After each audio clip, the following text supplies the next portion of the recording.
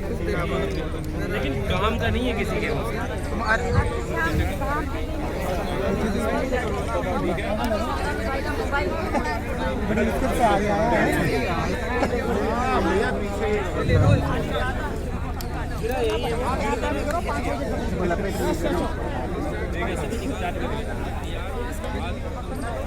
सभी साथियों को जय भीम,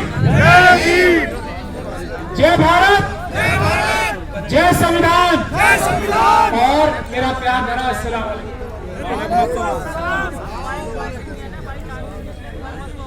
आप लोग अभी ये सोच रहे होंगे कि अभी तो भानु जी ने और हम सब ने ये अनाउंस किया था कि ईवीएम द्वारा इलेक्शन नहीं होगा, पेपर बैलेट द्वारा होगा।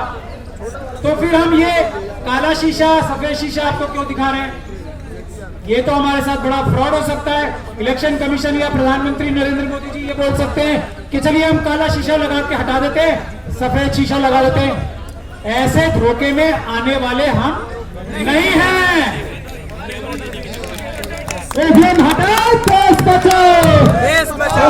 सुन लीजिए ईवीएम हटाओ, देश बचाओ।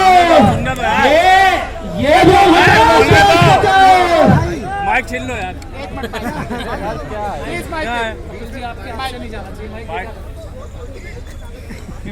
ये हमने डिमॉन्स्ट्रेशन यहाँ पे इसलिए कराई थी क्योंकि एक फिल्म आई थी, एक था नटवरलाल।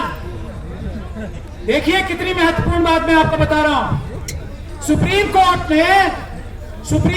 ने यह ऐलान किया था 2013 में सुब्रमण्यम स्वामी साहब की पिटीशन में कि ये जो ईवीएम में मशीन होती है, ईवीएम का जो वोट होता है वो वोट नहीं होता है, वोट सिर्फ वीवीपैट का होता है। वीवीपैट से ही वोट गिना जाता है।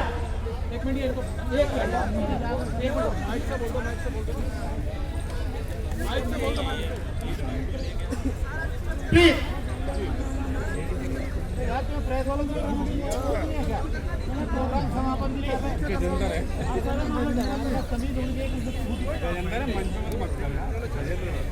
हमेशा यही करता है।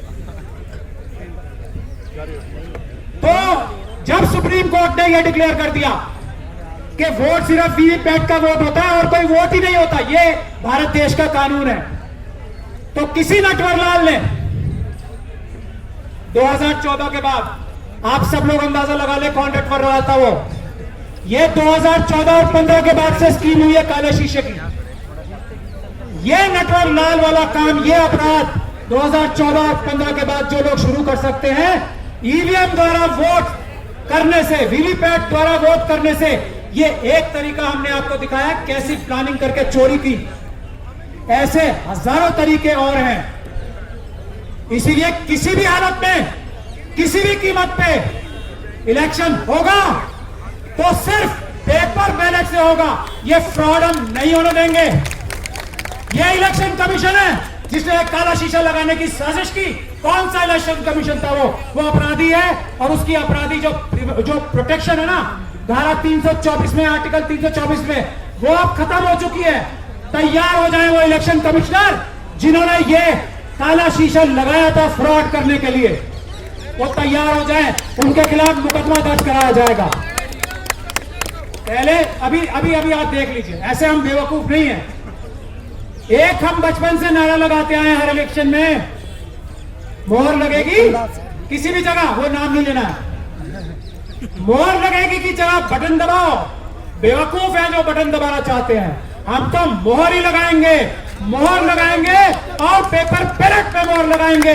जो आदमी मना करता है हमारी पुराने नारे को, वो देशद्रोही है, वो आतंकवादी है, वो भारत का संविधान खत्म करके पार्लियामेंट खत्म करना चाहता। यहां मोहर लगेगी, बटन नहीं दबेगा। ध्यान से सुन ले। अब मैं प्रैक्टिकल बातों पे आता हूं।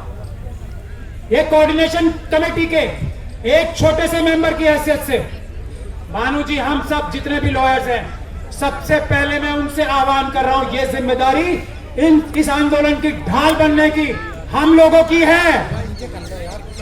और उस तरफ से हमारे ही देश के ये खाकी वाले लोग हैं, आधे मन से या पूरे मन से हम पे हमला करते हैं। हमारी वकीलों की जिम्मेदारी है किसी भी आंदोलन में जो ईवीएम के खिलाफ होगा, किसी भी आंदोलन में जो देश बचाने के हक में होगा, वकील आपकी ढाल बन के खड़े होंगे। और ये पुलिस तंत्र जो चल रहा है वो हम नहीं होने देंगे किसी हालत में नहीं। तो बिल्कुल निडर होकर बाहर आओ, पुलिस से मत डरो, पुलिस आपकी नौकर है। कल जिस तरीके से हमारा अपहरण किया गया था, हम लोगों ने सिर्फ एक बार माफ किया है। पुलिस वाले ध्यान से सुन ले ये बात, एक बार माफ किया है, वो भी भानु जी के कहने से। और डीसी कपिल साहब ने सबसे मनवाया। मैं इन लोगों से नाराज हूं, लड़ भी रहा हूं इनसे, लेकिन ये बड़े हृदय के लोग हैं और मैं इनकी इतनी इज्जत करता हूं कि मैं इनके आगे सिर झुकाने पे मजबूर हूं। एक ही बार पुलिस वाले सुन ले, कल जो हमारा अपहरण किया था ना, एफआईआर में दर्ज करा था मैंने, जामा मस्जिद वाली एफआईआर करानी है जैसे मुझे अवगत किया था ना, तो ध्यान से सुन ले। नौकरों का काम है संविधान के हिसाब से काम करना। ये जो आपने बैरियर लगा रखे हैं ना, भानु जी ने जब ये गारंटी दे दी, ये किस लिए बैरियर लगाए यहाँ पे, अगली बार से बैरियर ना मिले हमें। ध्यान से सुन ले ये बात, ये गैर संवैधानिक गैर कानूनी काम है जो एक बैरियर लगा रखे हैं। हम इन बैरियरों से नहीं डरते हैं। हम संविधान के रक्षक हैं। हम इन बैरियर की वजह से यहां नहीं रुके हुए हैं। ध्यान से सुन ले, अमित शाह साहब भी और बाकी सब भी लोग, हम इसलिए रुके हैं क्योंकि हम देश में हम नहीं चाहते कानून व्यवस्था टूटे। इसका यह मतलब नहीं है नौकर हमारे सर पर चढ़ के नाचेंगे। हम देश के मालिक है, देश की जनता है। पुलिस को हमारी रक्षा करनी है, हमारा अपहरण नहीं करना है, हम पे डंडे नहीं चलाने हैं, तब जब तक हम संविधान के रास्ते पे चल के पीसफुल प्रोटेस्ट कर रहे हैं। पहली चीज मैं ये बता रहा हूं, और ये सबसे बड़ी जरूरत है इस आंदोलन को आगे ले जाने की। हम वकील लोग जिम्मेदारी लेते हैं कि पुलिस आपको तंग नहीं करेगी। पूरे देश में आंदोलन करने के लिए हम जिम्मेदारी लेते हैं। दूसरी बात, जो भी आंदोलन हो रहे हैं, ट्रांसपोर्टर्स का आंदोलन, अरे यार उसका और डीसी कपिल साहब ने अभी 8 मिनट बाकी है आज के लिए। ये कानूनी व्यवस्था गलत है, सिर्फ आज के लिए, वरना हम आपसे बैठ के डिबेट कर सकते हैं। डीपी साहब, डीसीपी साहब, आप हमें कानून में व्यवस्था भी दिखा सकते हैं 5 मिनट खत्म करने की, लेकिन हम इज्जत करते हैं भानु जी की, हम इज्जत करते हैं देश के संविधान की। आज अपने अपना जबान दे रखा, मैं 1 मिनट में अपनी बात खत्म करूंगा। यह आंदोलन चलेगा, पेपर बैलेट के लिए चलेगा। दूसरी बात, एक 22 जनवरी की बात में कह के अपनी बात खत्म कर रहा हूं आधे मिनट में। 22 जनवरी को बहुत बड़ा आह्वान हुआ है, सभी लोग अपने धार्मिक स्थलों पे जाएंगे। इस धार्मिक स्थलों पे जाने के वक्त हम लोग सब ऊपर वाले से ये प्रार्थना करें, जिसको जो भी मानता है, कि हम लोग ईवीएम हटा के पेपर बैलेट से ये बैलेट से हम इलेक्शन कराएं। ऐसी सद्बुद्धि हमारे ईमानदार प्रधानमंत्री के मन में, ऐसी सद्बुद्धि हमारे इलेक्शन कमीशन के मन में डाले, ऐसी सद्बुद्धि हमारे सुप्रीम कोर्ट के जजेस के मन में डाले। ये हम चाहते हैं कि हर एक व्यक्ति 22 जनवरी को ये अपने अपने आराध्य, अपने अपने रिस्पेक्टेड, जिसको भी वो ऊपर वाला मानता है, ये प्रार्थना भी करे। और जो लोग इस प्रार्थना को नहीं सुनते, उनको इस दुनिया में भी और आने वाली दुनिया में भी सजा दे ऊपर वाला। ऐसी हम गुजारिश और रिक्वेस्ट करते हैं, सब लोग ये प्रार्थना करें। बहुत बहुत धन्यवाद। कहने पे बहुत कुछ है, बाद में कभी कहेंगे, अभी तो ये शुरुआत है, आगे और लड़ाई है। मैं भानु जी को ये देता हूं मंच, क्योंकि हमें 5 बजे खत्म करना है और अब 4-5 मिनट ही बचे। बहुत बहुत शुक्रिया। बस एक साथी हमारे रह गए हैं, भाई तेज सिंह जी कहाँ हैं? तेज सिंह जी अगर हैं तो प्लीज आ जाएं। क्या चले तो नहीं गए? भाई तेज सिंह जी, अंबेडकर समाज पार्टी कहाँ पर हैं? 2 मिनट प्लीज आप आइए। और उसके बाद आदरणीय डीसी कपिल साहब आज के इस कार्यक्रम का समापन करेंगे। मेरे साथी जो गाजीपुर से आए हैं, मेरे नौजवान साथी हैं जो लॉ फैकल्टी से आए हैं, मैं उन सबसे हाथ जोड़कर क्षमा चाहता हूं कि हम उनको समय नहीं दे पा रहे। और भी जितने हमारे साथी हैं, आरपी सिंह साहब हैं और बहुत है जिनको समय नहीं दे पाए। आप सोच सकते हैं क्योंकि 2 बजे से लेकर 5 बजे तक जो समय है सबको नहीं दिया जा सकता। आप हमें क्षमा कर देंगे, हम भागे मिलते रहेंगे, लड़ते रहेंगे और अपनी बात करेंगे। भाई तेज सिंह जी 2 मिनट। धन्यवाद भानु प्रताप जी। सम्मानित साथियों, सारी बातें हो चुकी हैं, सारे बुद्धिजीवी लोग हैं, सब कुछ जानते हैं। जब यहाँ इस देश में लड़ाई सवर्ण हिंदू बनाम शेष भारत है, 10% लोग जमहूरियत के चलते हुकूमत करे, किसी भी तरह से करे, ये लानत है हम मेजोरिटी के लोगों पर, 90% लोगों पे। तो ये जो जब इनका 33 करोड़ देवी देवता फेल हो गया, इस देवी को इम्पोर्ट करके ले आए, देवी ईवीएम, ये देवी है जो इनको बचा रही है, इसको इम्पोर्ट करके लाए। और देवी बेचारी परेशान हो गई है, इनके गुंडों के बीच में फंस गए। देवी परेशान हो गई है कि भाई मैं सभी प्रिय हो गई हूँ, मैं तो जनप्रिय ईवीएम हो सकती थी, लेकिन इन गुंडों के हाथ में मैं संप्रिय हो गई हूँ, तो मुझे इनकी कैसे मुझे निकालो। मैं ज्यादा बात नहीं कहूँगा। आज के लोगों के सिर्फ ये एक मैसेज, अभी एक हमारे साथी ने एक शेर पढ़ा था, वोट हमारा राज तुम्हारा, प्रजातंत्र की रीत नहीं, देश हमारा मालिक तुम हो, ये हमको मंजूर नहीं। आज हम सब इस प्रण को करके हम लोग यहाँ से जाएंगे। और भाई महमूद प्राचा साहब, डीसी कपिल साहब और भाई भानु साहब, हम सभी हम एक ही हैं।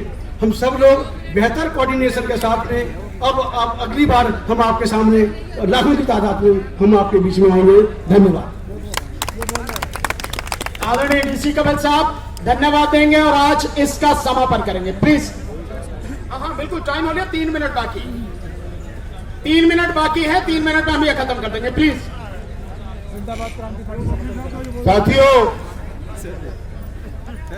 देखिए समय की बाध्यता है और वो तमाम साथी जो हमारे बुलावे से यहाँ पर आए थे और हम उनको बुलवाने का समय नहीं दे पाए, उन तमाम साथियों से हाथ जोड़ करके निवेदन है कि समय की बाध्यता को समझते हुए हमारी मजबूरी को समझने का प्रयास करें। ये डेमो जो हुआ है इसमें थोड़ा टाइम ज्यादा लग गया और ये सबसे महत्वपूर्ण था, नहीं तो कई लोगों को बोलने का मौका और मिल जाता। इसलिए तमाम साथी जो भी अलग अलग प्रदेशों से आए हैं, उन तमाम साथियों का दिल की गहराई से देश की राजधानी में और आज के इस नए आंदोलन में स्वागत है।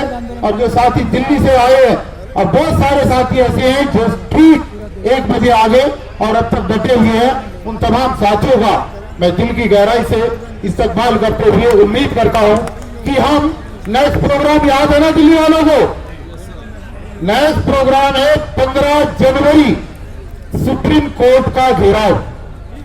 इस वाले में आप लोग तैयार रहेंगे और समय रहेगा शाम को 4 बजे पटियाला हाउस गेट के 4 नंबर गेट पर, जहां कल था वहीं पर हम लोग असेंबल होंगे और सुप्रीम कोर्ट के चीफ जस्टिस के वहां तक हम जाने की जो है कोशिश करेंगे और जाएंगे, कोशिश नहीं जाएंगे।